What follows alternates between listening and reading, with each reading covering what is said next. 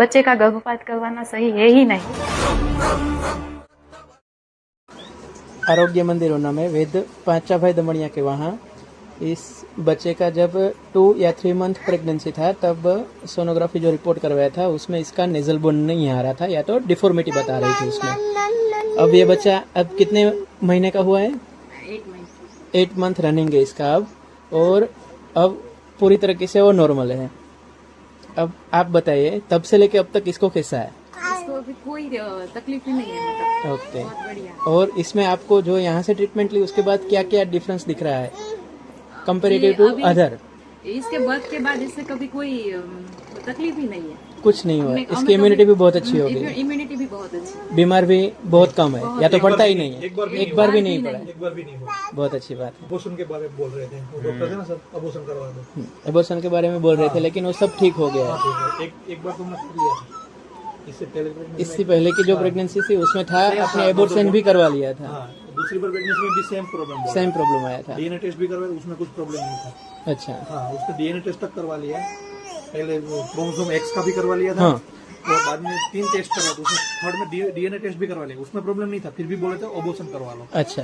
तो हमने यहाँ दमड़िया सर को बोला, सर ने बोला कि नहीं ये नॉर्मल है, हो जाएगा, अभी नहीं दिखेगा, बाद में दिखेगा। तो 5 महीने के बाद दिखना स्टार्ट, विद इन मंथ ही वो ठीक हो गया। ठीक हो गया, विद इन मंथ में दिखना स्टार्ट हो गया। ओके, सोनोग्राफी में। ओके, और अभी हमारे सामने है।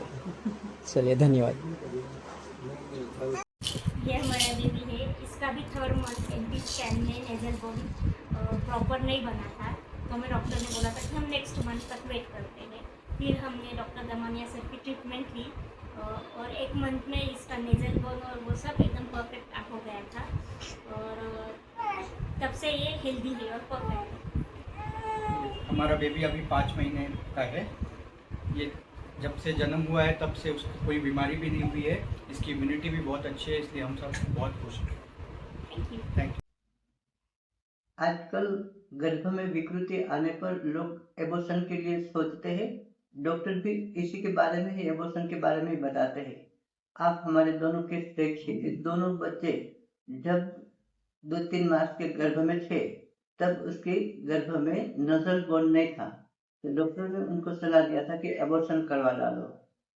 जब कि हमने दवा दिया तो कुछ 15 दिन के बाद सोनोग्राफी में उसका रिपोर्ट जो एबनॉर्मल था वो नॉर्मल हो गया। दोनों बच्चों में सेम हुआ है। तो आयुर्वेद में ऐसी दवाई है जिसमें हमने उत्पलादि गणक्वाथ और फणकुल का प्रयोग किया था। हमारे वेद समाज से हम एक मैसेज देना चाहते हैं कि ऐसे दवाई के उपयोग से उत्पलादि गणक्वाथ या उत्पलादि गण चूर्ण जो भाव प्रकाश से योनि व्यापक चिकित्सा में है, उनका प्रयोग करने पर हम बहुत सारे बच्चों को ठीक करने में समर्थ होते हैं। बहुत सारे लोग एबॉर्शन से बच जाते हैं। भ्रूण हत्या एक महापाप है, इनसे बचने के लिए अगर आयुर्वेद के जो वैद्य गण है वो भली भांति इसका प्रयोग करे तो बहुत सारी भ्रूण हत्या को रोक सकते हैं।